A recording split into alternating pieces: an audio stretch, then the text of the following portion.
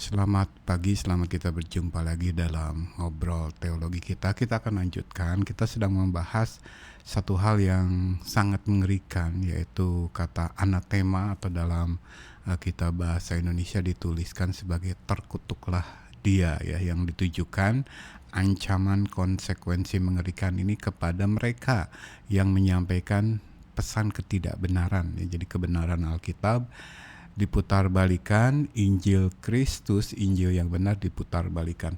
Tetapi sudah saya tegaskan di episode sebelumnya bahwa ancaman konsekuensi sangat mengerikan, terkutuklah atau anatema ini tidak saja ditujukan kepada mereka yang menyebarkan ketidakbenaran, ya, mereka yang mengklaim kepemimpinan rohani, tetapi meremehkan kebenaran lalu demi mengejar kesukaan dan perkenanan manusia mereka utak-atik kebenaran dalam Alkitab, lalu ketika mereka naik mimbar yang disampaikan adalah ketidakbenaran. Tidak saja mereka yang diancam oleh anatema ini, tetapi mereka yang menerima ketidakbenaran itu sebagai kebenaran. Nah, saya selalu sampaikan ini, tekankan ini berkali-kali, bahkan dalam ibadah kami, bahwa kekristenan sekarang adalah kumpulan orang-orang yang, maaf saya pakai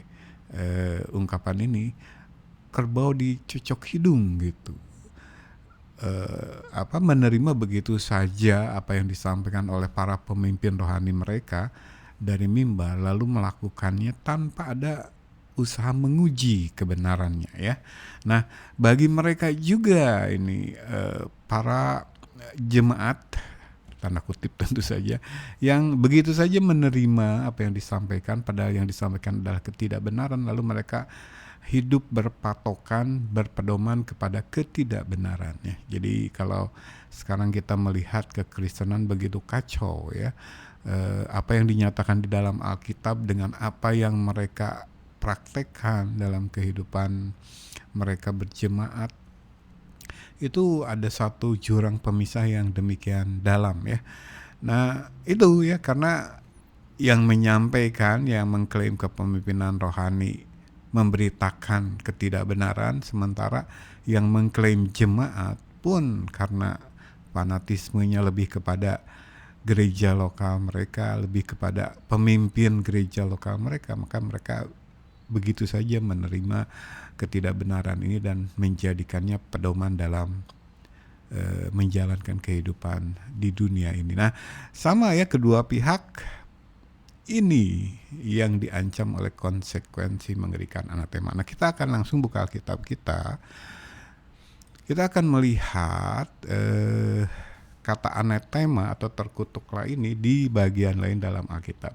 Kita akan buka Roma 9 ayat 3, ya. Roma pasal yang ke-9 ayat yang ke-3. Saya akan bacakan dari ayat yang pertama, pengakuan tulus Rasul Paulus terhadap saudara-saudaranya sebangsa Yahudi, ya. Roma 9 ayat 1 sampai 3. Aku mengatakan kebenaran dalam Kristus, aku tidak berdusta. Suara hatiku turut bersaksi dalam Roh Kudus bahwa aku sangat berduka cita dan selalu bersedih hati. Bahkan aku mau terkutuk dan terpisah dari Kristus demi saudara-saudaraku, kaum sebangsaku secara jasmani. Jadi Paulus sebagai seorang Yahudi tulen merasa sangat berduka cita dan selalu bersedih hati melihat realitas justru saudara-saudara sebangsanya yang sebenarnya bangsa pilihan Allah, Israel, mereka justru menolak kehadiran Sang Mesias, ya, Tuhan Yesus Kristus yang sudah dijanjikan dalam perjanjian lama. Tetapi ketika Sang kebenaran, Sang Mesias datang ke dunia menggenapi semua nubuatan di perjanjian lama, justru umat pilihannya menolak dia. Dan Yohanes menuliskan ini dalam Injil Yohanes pasal yang pertama, ya. Milik kepunyaannya justru menolak dia, tidak menerima dia. Nah, kita sebagai bangsa kafir, artinya non Yahudi, non Israel, kecipratanlah berkat luar biasa anugerah keselamatan karena penolakan bangsa pilihan Allah. Demikianlah Alkitab menarasikan, sehingga keselamatan sampai kepada bangsa-bangsa lain karena umat pilihannya, umatnya sendiri menolak dia. Nah, kalau saya tarik realitas menyedihkan ini yang membuat Rasul Paulus senantiasa sangat berduka cita dan selalu bersedih hati, justru terjadi sekarang kalau kita dengan jujur mencermati keberadaan mereka yang mengklaim gereja Tuhan, mereka yang mengklaim orang Kristen, ya. Jadi, aduh, saya selalu merenungkan sejarah berulang lagi. Dulu bangsa Israel yang sebenarnya bangsa pilihan Tuhan menolak kedatangan Mesias yang justru beribu-ribu tahun dinubuatkan akan datang gitu, dijanjikan, dan mereka sebenarnya menanti-nantikan. Tetapi ketika sang Mesias datang, mereka menolak. Dan bangsa Yahudi, orang Israel, sampai hari ini masih menantikan Mesias mereka, ya, setelah menolak sang Mesias yang sebenarnya sudah datang, Tuhan Yesus Kristus. Nah, coba renungkan betapa kekristenan sekarang demikian gitu. Jadi contohnya saya sebagai seorang hamba Tuhan, pendeta, gembala, pemberita dan pengajar firman, seringkali saya merasakan duka cita dan sedih hati ini luar biasa melihat realitas mereka yang mengklaim sebagai Kristen, tapi kehidupannya sangat kontras, sangat diametrikal, berlawanan justru dengan apa yang dinyatakan di dalam Alkitab. Apapun label Kristen mereka, ya, dan biasanya yang menjadi sasaran curhat saya, keluhan saya ketika saya merasakan duka cita dan sedih hati ini adalah istri saya, tentu saja selain Tuhan dalam doa-doa, dalam saat-saat teduh saya. Tapi akhirnya yang menjadi sasaran itu seringkali istri saya. Saya menyatakan begitu luar biasa, amazed gitu kan, terkagum-kagum dalam pemahaman negatif, ya, melihat bagaimana gereja sekarang begitu jauh dari kebenaran firman, begitu anti dan alergi terhadap pengajaran firman, sehingga mereka menjalani kehidupan di dunia ini seolah-olah detached gitu, terpisah sama sekali dari kebenaran di dalam Alkitab. Seperti ya layang-layang putus saya berikan gambaran di episode yang lalu. Ya demikian. Nah, Paulus merasakan ini. Saya bacakan lagi ayat yang kedua, bahwa aku sangat berduka cita dan selalu bersedih hati. Nah, saking kasihnya Paulus kepada saudara-saudara sebangsanya, bangsa pilihan Allah Yahudi, Israel, di ayat yang ketiga, Paulus menyatakan satu kerelaan berkorban. Ini ya, yang saya senantiasa ajarkan, bahwa Paulus itu benar-benar sudah meneladani Kristus. Kita tahu akhir hidup Paulus, ya, yang menyerahkan nyawanya demi Kristus. Nah, sebenarnya di Roma 9 ayat 3 kita sudah menangkap satu kerelaan berkorban yang demikian besar dari seorang rasul yang benar, seorang pemimpin rohani yang benar, ya, yang naik duduk di kursi Musa, mengklaim kepemimpinan rohani bukan karena dan oleh manusia, bahkan dirinya sendiri, tetapi karena dan oleh Yesus dan Bapa di sorga. Dia betul-betul meneladani apa yang dilakukan Yesus. Kalau Yesus rela mengorbankan dirinya sendiri, bahkan hidupnya sebagai manusia, demi menyelamatkan orang-orang yang mau percaya kepadanya. Lihat pernyataan Paulus di Roma 9 ayat 3, saya bacakan.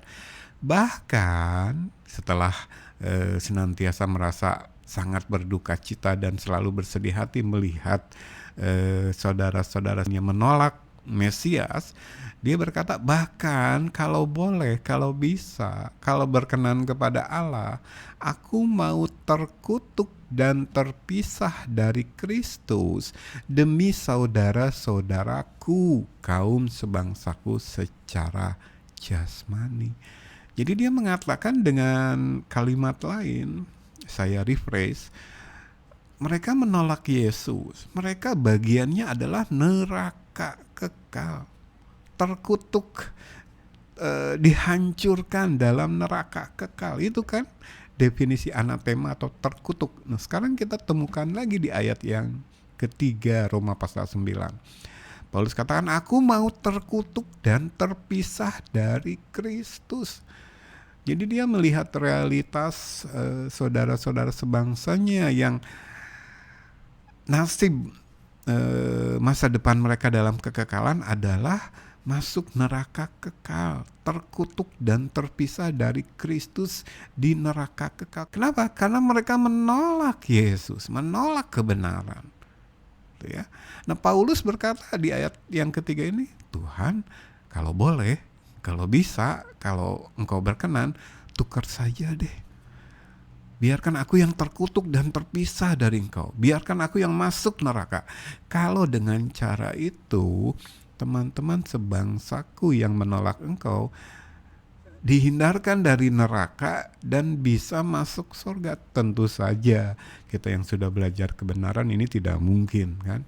Satu-satunya manusia yang bisa menebus dosa manusia lain, yang bisa menghindarkan manusia berdosa dari hukuman neraka untuk berpindah kepada anugerah masuk surga, itu Yesus, dan Yesus sudah melakukannya lewat karya salibnya. Tidak ada manusia lain yang bisa melakukan itu, termasuk Paulus.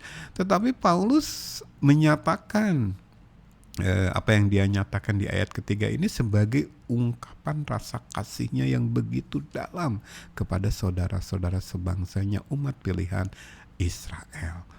Waduh, saking sayangnya aku sama saudara-saudara sesama umat pilihan, kalau boleh tukar tempat deh. Mereka harusnya ke neraka karena menolak Yesus, menolak kebenaran. Aku sebagai rasul yang benar, kata Paulus, bagianku sorga. Tetapi kalau boleh tukar tempat deh. Jadi saking kasihnya yang dalam luar biasa terhadap saudara-saudara sebangsanya secara jasmani, ya, kaum Israel. Tentu saja ini tidak berlaku, tidak bisa gitu kan. Karena Paulus selalu dihantui setiap saat dengan rasa duka cita yang mendalam dan sedih hati melihat realitas kawan-kawan sebangsanya Israel akan masuk ke dalam neraka kalau mereka tidak bertobat. Nah, seharusnya sikap Paulus ini dimiliki oleh mereka yang mengklaim kepemimpinan rohani saat ini. Ada rasa sedih melihat orang-orang begitu alergi dengan kebenaran, begitu alergi dengan pengajaran firman yang sehat dan sistematis, begitu alergi dengan apa kata Allah, apa kehendak Allah di dalam firman-Nya di dalam Alkitab. Harusnya kita justru bersedih hati, dan kita tidak bisa mengganti korban salib Kristus dengan kita, tetapi rasa empati yang mendalam ini yang seharusnya menggerakkan mereka yang mengklaim kepemimpinan rohani untuk mulai membawa jemaatnya bertekun dalam kebenaran, masuk ke dalam pengajaran firman yang sehat dan sistematis. Jangan sampai banyak orang masuk ke dalam kondisi terkutuk dan terpisah dari Kristus, yang artinya masuk ke dalam neraka kekal, dihancurkan di sana, binasa kekal di sana. Ada nggak kita sebagai orang yang mengklaim kepemimpinan rohani memiliki rasa sangat berduka cita dan selalu bersedih hati ini melihat Kristen-Kristen tanda kutip yang Kristen, mengklaim Kristen, tapi inginnya menjalani kekristenan yang enak buat mereka, tidak peduli dengan kehendak Bapa di sorga. Nah, di sini kita mendapatkan kembali kata terkutuk, ya, di ayat yang ketiga. Kembali dalam Alkitab bahasa Inggris dipakai kata accursed. Nah, kata accursed ini diberikan pengertian yang to the point di sini, langsung jelas, ya, tidak bisa diterjemahkan ditafsirkan lain. Terkutuk dan terpisah dari Kristus artinya masuk neraka. Dalam kekekalan cuman ada dua pilihan, bersama Kristus atau terpisah dari Kristus. Bersama dengan Kristus kita ada di pangkuan Abraham, kata Yesus dalam perumpamaannya orang kaya dan Lazarus. Sementara terpisah dari Kristus itu di dalam neraka. Ya, kalau kita lihat sebelah kiri dalam Alkitab bahasa Inggris NASB, for I could wish that I myself were accursed, separated from Christ. Jadi definisi terkutuk itu memang sebagaimana yang kemarin saya sampaikan, deporting someone to destruction in eternal hell, menetapkan, mengirim seseorang untuk mengalami kehancuran, kebinasaan dalam neraka kekal. Jadi terkutuk di sini jelas ya, di sini pakai anatema lagi kalau kita lihat Alkitab bahasa Inggris King James ya. A curse di sini kita lihat di kamus bahasa Yunani sebelah kanan anatema. Jadi kita bertemu lagi dengan kata anatema. Ditegaskan bahwa maksud dari kata anatema, terkutuk ini adalah masuk ke dalam neraka untuk mengalami binasa kekal ya. Jadi ini yang diancamkan kepada para pemberita Injil yang lain yang sedang kita pelajari di Galatia pasal yang pertama. Ini ancaman sangat mengerikan bagi mereka, tidak saja yang memberitakan Injil yang lain, firman yang sudah diputarbalikkan, tetapi juga orang banyak yang menerima ketidakbenaran ini sebagai kebenaran, lalu mereka menjalani kehidupan berpatokan kepadanya. Jangan main-main loh dengan pelayanan gereja. Jangan main-main dengan mimbar. Saya kalau berbincang-bincang dengan sesama pendeta, saya tekankan ini. Bapak, Om, Brur, Saudara, setiap hari Minggu naik mimbar, bahkan ada yang sampai beberapa kali dalam seminggu. Itu bukan main-main. Kalau ketidakbenaran yang Anda sampaikan, ancaman hukumannya sangat mengerikan. Terkutuk, terpisah dari Kristus, masuk neraka. Kita ingat janji Yesus kepada murid-muridnya adalah di mana aku ada, kamu ada. Itu sorga, itu definisi sorga. Masih ingat kan Yohanes pasal 14? Di rumah Bapakku banyak tempat tinggal. Aku sekarang harus pergi ke sana sebelum kenaikannya ya, sebelum menjalani Via Dolorosa, salib, lalu dia harus naik kembali kepada Bapa. Yesus katakan aku harus kembali ke sana. Aku menyiapkan tempat bagimu, muridnya, sungguh-sungguh muridnya. Nanti setelah menyiapkan tempat di rumah Bapa, aku akan kembali menjemput kamu untuk masuk ke dalam sorga mulia. Dan Yesus katakan, supaya di mana aku ada, kamu ada. Itulah definisi sorga. Di mana Kristus ada, Allah ada, di situ kita ada. Kita akan mengalami bahagia sejati yang kekal bersama dengan Dia. Tapi kalau terkutuk dan terpisah dari Kristus, itu tetangga sebelah yang dipisahkan oleh jurang yang tak terseberangi, kata Yesus. Neraka kekal, gak main-main ya. Urusan sorga neraka itu gak main-main. Urusan menjadi Kristen, urusan ibadah setiap minggu pergi ke gereja itu bukan main-main. Urusan sorga neraka. Jangan sampai kita seperti orang kaya yang diceritakan oleh Yesus dalam perumpamaan orang kaya dan Lazarus. Setiap hari bersukaria dalam kemewahan, tidak peduli dengan pesan Nabi dan Rasul dalam Alkitab, dalam kitab suci tentu saja. Tidak peduli dengan kebenaran, tidak peduli dengan pengajaran yang sehat dan sistematis. Saya Kristen, tetapi saya mau menjalani kekristenan versi saya. Yang enak buat saya, nyaman buat saya, penuh dengan entertainment. Tidak terpikirkan sama sekali bahwa teladan Yesus justru sangkal diri, pikul salib. rela menderita di dunia ini. Wah, dijauhkan katanya. Bahkan kita yang memberitakan hal tersebut, kebenaran, kita juga dimusuhi, dijauhi, bahkan kita dicap sesat. Itulah yang terjadi dalam kekristenan sekarang, dan seharusnya mereka yang mengklaim kepemimpinan rohani merasakan sangat berduka cita dan selalu bersedih hati sebagaimana Paulus rasakan ketika dia melihat saudara-saudara sebangsanya Yahudi menolak Yesus. Anatema. Nah, kalau kita baca pasal berikutnya dari Roma ini, yaitu Roma pasal 10, coba ya kita buka. Saya bacakan ayat 1 sampai dengan ayat 3 juga. Ini memberikan gambaran mengapa Paulus ketika merenungkan tentang saudara-saudara sebangsanya yang sebenarnya umat pilihan Allah Yahudi, dia sangat berduka cita dan selalu bersedih hati. Kita lihat ya realitas bagaimana mereka menjalani kehidupan dalam penolakan kepada Sang Mesias Yesus Kristus. Roma 10 ayat 1 sampai 3. Saudara-saudara, keinginan hatiku dan doaku kepada Tuhan ialah supaya mereka diselamatkan.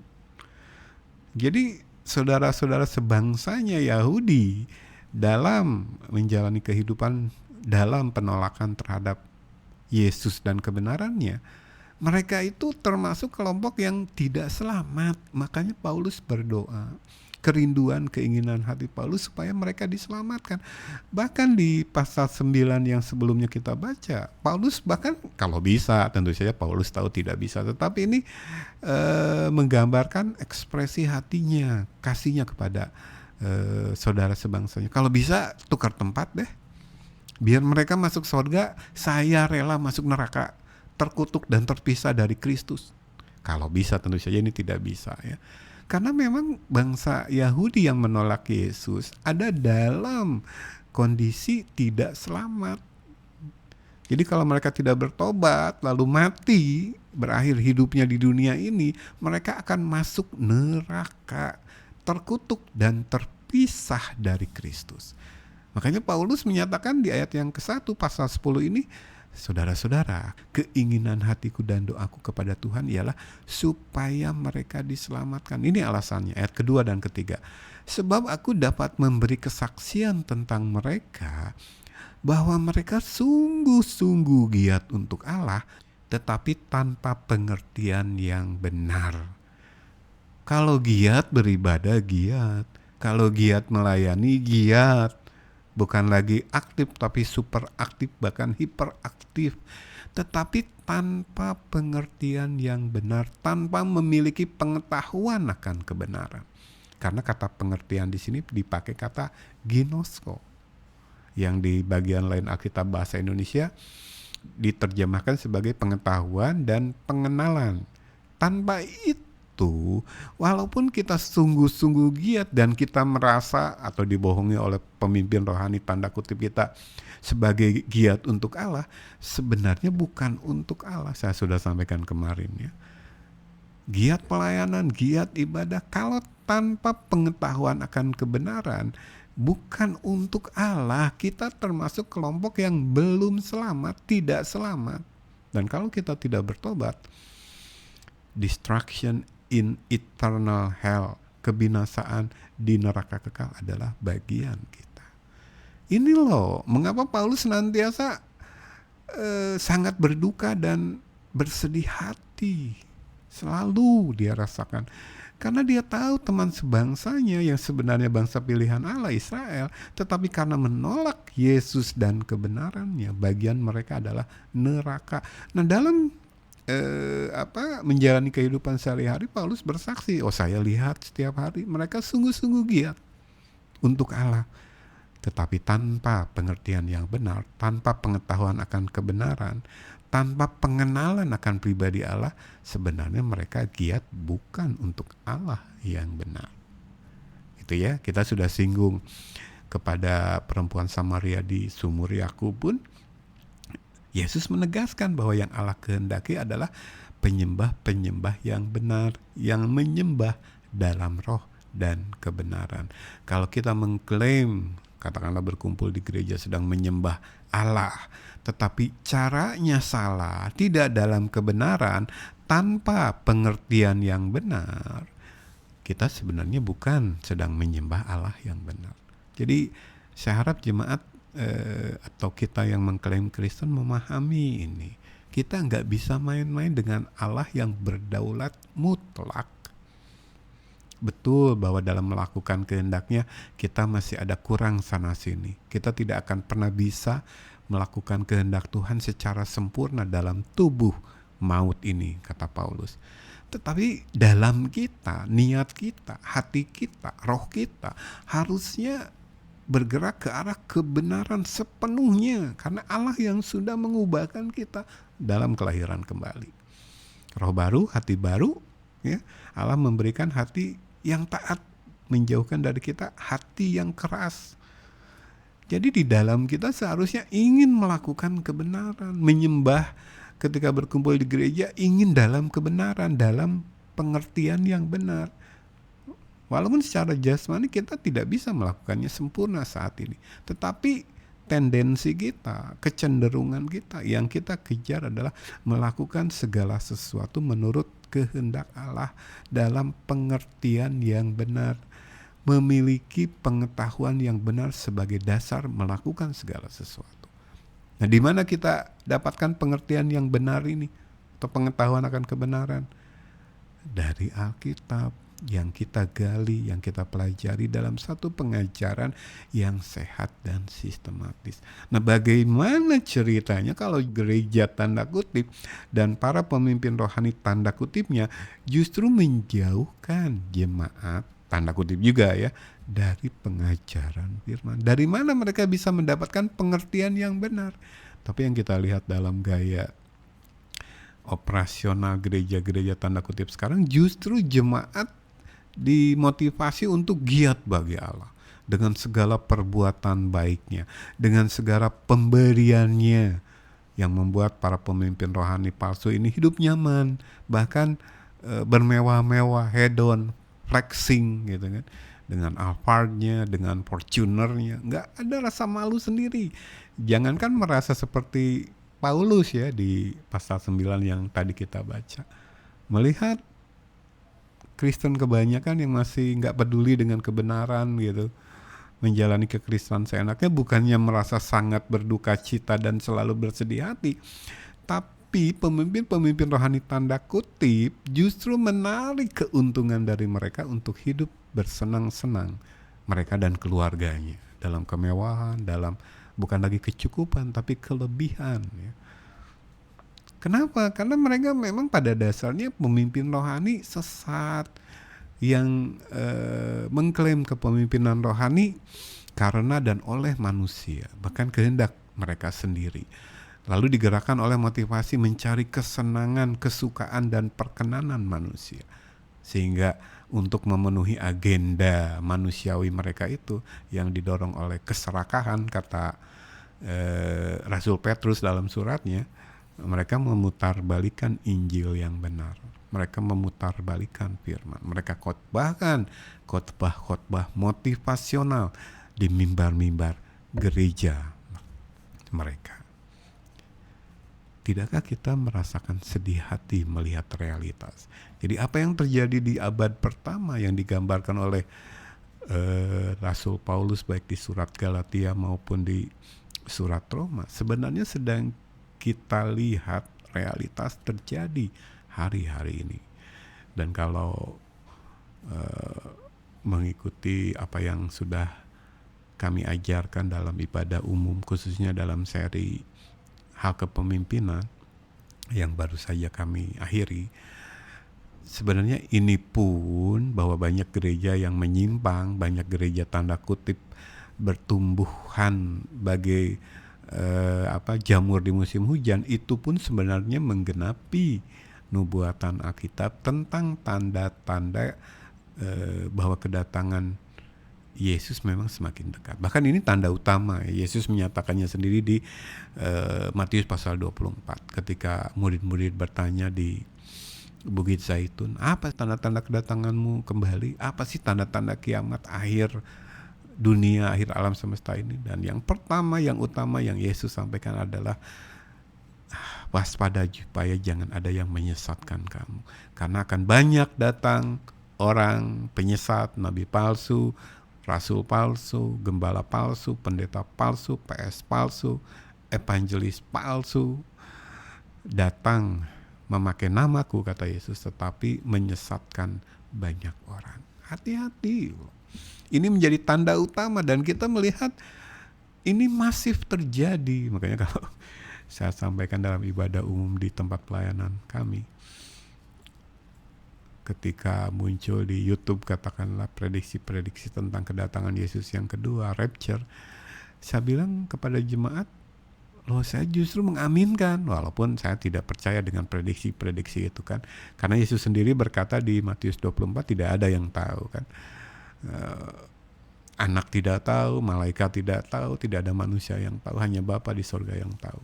Jadi kalau ada yang memprediksi katanya bulan Agustus ini akan terjadi rapture, atau tahun 26 ini akan terjadi kesudahan dunia ini, ada yang memprediksi tahun 30. Saya tidak percaya karena tidak ada yang tahu kecuali Bapa. Tetapi di dalam hati, dalam doa-doa saya, setiap saya masuk ke dalam saat teduh, saya saksikan di depan jemaat, saya mengaminkan.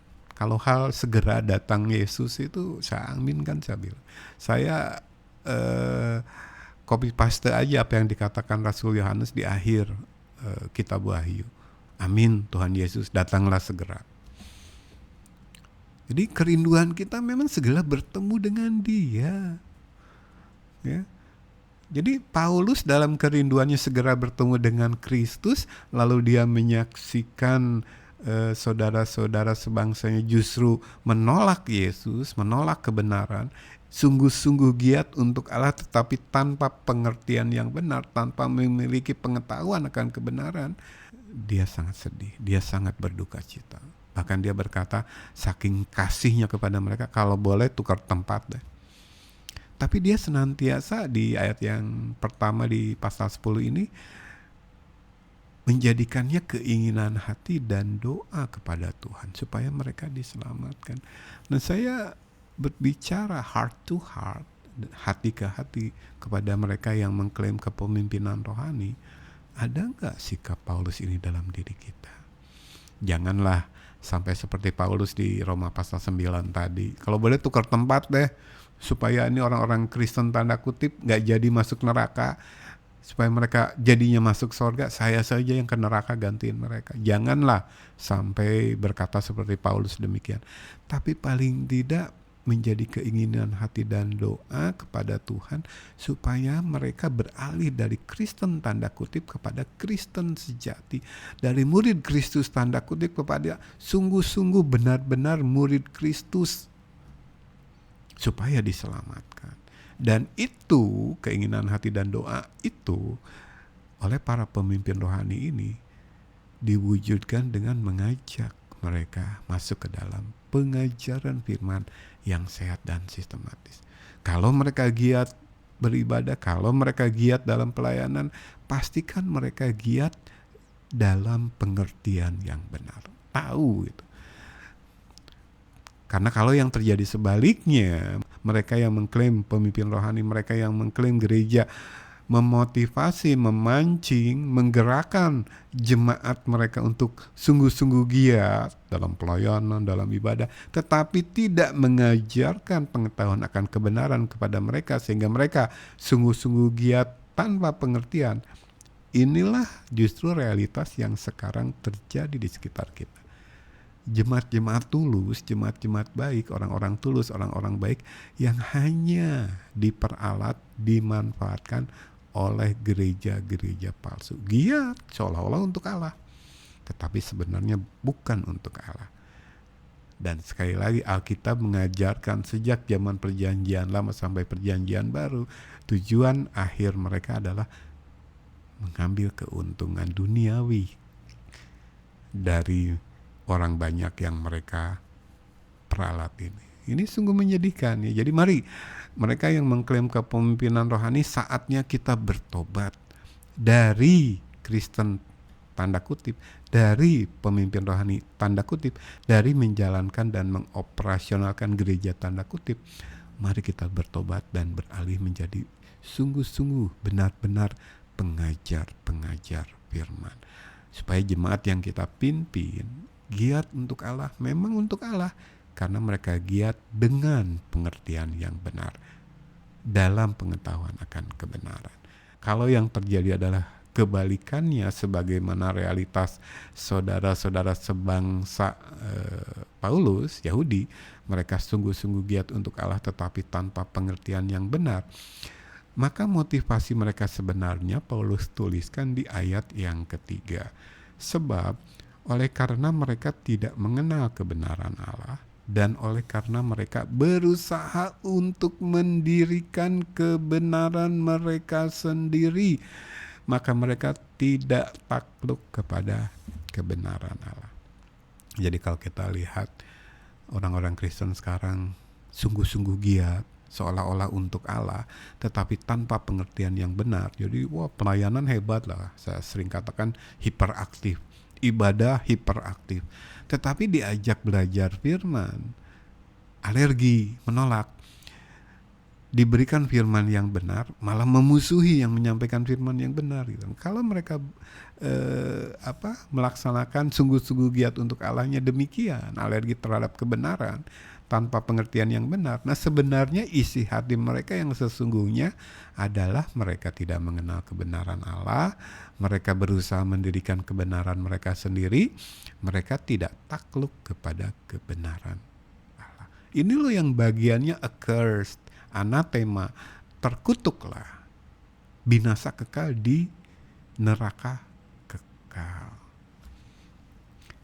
Tapi dari mimbar oleh para pemimpin rohani palsu, mereka terus diiming-imingi, dininabobokan dengan pasti masuk surga, pasti masuk surga. Yang penting percaya, tanpa menjelaskan percaya menurut pengertian Alkitab itu seperti apa, ada dalam pengertian yang benar. Jadi mereka begitu giat dalam berbagai kegiatan gereja yang wow dan wah, mengumpulkan begitu banyak harta duniawi, finansial, dana yang melimpah masuk ke dalam kas gereja, tetapi tanpa pengertian yang benar, karena memang mereka menyukai kekristenan seperti itu, kekristenan yang tidak menunjuk kesalahan mereka, kekristenan yang tidak menunjuk keberdosaan mereka, kekristenan yang terus memelihara mereka dalam kenyamanan hidup menurut kehendak mereka sendiri, kekristenan yang memberikan kepada mereka kepuasan, karena yang diberikan kepada mereka kesukaan mereka dan perkenanan mereka. Tentu saja ini diberikan oleh gereja-gereja palsu dengan pemimpin-pemimpin rohani palsu mereka. Nah, sebenarnya realitasnya dalam pandangan Allah adalah mereka walaupun mengklaim Kristen, mereka adalah orang-orang yang tidak mengenal kebenaran Allah, berusaha mendirikan kebenaran mereka sendiri, tidak takluk kepada kebenaran Allah. Ini loh yang diancam oleh anatema, suatu yang luar biasa. Jadi dalam pengalaman pelayanan saya atau interaksi saya dengan orang-orang Kristen tanda kutip ini, saya sudah mendapatkan bukti demikian banyak. Memang yang dikatakan firman dalam Alkitab ini ya dan amin, benar. Mereka Kristen, tapi mereka tidak mau kekristenan itu mengganggu kenyamanan hidup mereka. Inginnya menjalani kekristenan sesuai selera saya, maunya saya. Lalu mereka mendirikan kebenaran mereka sendiri. Ketika saya datang, ketika saya hadir menyampaikan, mempresentasikan kebenaran di dalam Alkitab, mereka tersinggung, mereka marah, mereka memusuhi saya, dan sebagainya, dan sebagainya. Ini loh. Jadi buktinya sudah demikian melintah, tak terbantahkan bahwa apa yang disampaikan firman itu benar. Ya, jadi inilah orang-orang Kristen tanda kutip, orang-orang Kristen yang sebenarnya bukan Kristen, ya, dan bagian mereka adalah terkutuk dan terpisah dari Kristus. Jadi anatema ini mengerikan loh, ya. Sekali lagi saya sampaikan, oleh dorongan kasih luar biasa, tentu saja kasih Kristus. Saya hanya meneruskan saja, ayo mereka yang mengklaim kepemimpinan rohani tetapi malah meninabobokan jemaat yang Tuhan percayakan kepada mereka dalam kenyamanan hidup Kristen menurut kebenaran mereka sendiri. Ayo bertobat, segera beralih menjadi pemimpin rohani yang benar. Diri kita sendiri dulu yang bertobat, tersungkur di hadapan Tuhan, minta Tuhan mengampuni dosa kita dan mengubahkan kita lewat kelahiran kembali menjadi Kristen yang benar, murid Kristus yang benar, lalu dengan didorong oleh iba dan kasih seperti yang Paulus rasakan, melihat orang-orang Kristen yang ada dalam kondisi tidak selamat, untuk membawa mereka masuk ke dalam keselamatan, memiliki pengetahuan akan kebenaran. Kalaupun mereka sungguh-sungguh giat untuk Allah yang benar, karena mereka melakukan giat ini dalam pengertian yang benar. Ayo berubah, mari bertobat dari Kristen tanda kutip menjadi sungguh-sungguh pengajar firman yang benar. Karena kita sedang membahas dari sisi pemimpin rohaninya, ya. Ini memang bagian dari surat Galatia pasal pertama yang paling mengerikan. Tetapi dari awal saya sudah katakan, terdengar mengerikan, tapi sebenarnya ini adalah peringatan dari Allah karena kasih-Nya. Jadi sekali lagi sebelum saya tutup episode ini adalah ajakan kasih kepada mereka yang mengklaim kepemimpinan rohani tetapi di luar kebenaran, di luar kehendak Allah. Ayo saatnya bertobat dan berbalik. Dan bagi kita yang lain yang ada dalam posisi jemaat, sekali lagi, keselamatan, hal surga neraka itu tanggung jawab kita masing-masing. Kalau kepada kita diberitakan Injil yang lain, ketidakbenaran, tapi kita malah menerimanya sebagai kebenaran karena kita ingin hidup dalam kekristenan kita yang nyaman, penuh kesukaan dan perkenanan ego kita, tidak mau tunduk kepada kebenaran Allah, kita akan ikut mereka. Kita akan ikut bersama mereka ketika mereka Tuhan lempar ke dalam lautan api. Anatema. Ini peringatan yang mengerikan, tapi ini adalah kasih Allah yang luar biasa. Sebagaimana Allah kepada bangsa Israel katakan dalam kitab Zakaria, kembalilah kepada aku, maka aku akan kembali kepadamu. Janji Yesus di Yohanes pasal yang ke-14, supaya di mana dia ada, kita ada. Itu yang menjadi kerinduan Yesus. Yesus tidak mau kita terkutuk dan terpisah dari dia. Ya, episode kedua membahas tentang anatema. Satu hal yang sangat mengerikan, tapi ini disampaikan sekarang saat kita masih hidup di dunia karena kasih-Nya supaya kita berbalik kepada Dia. Selamat pagi. Tuhan Yesus memberkati.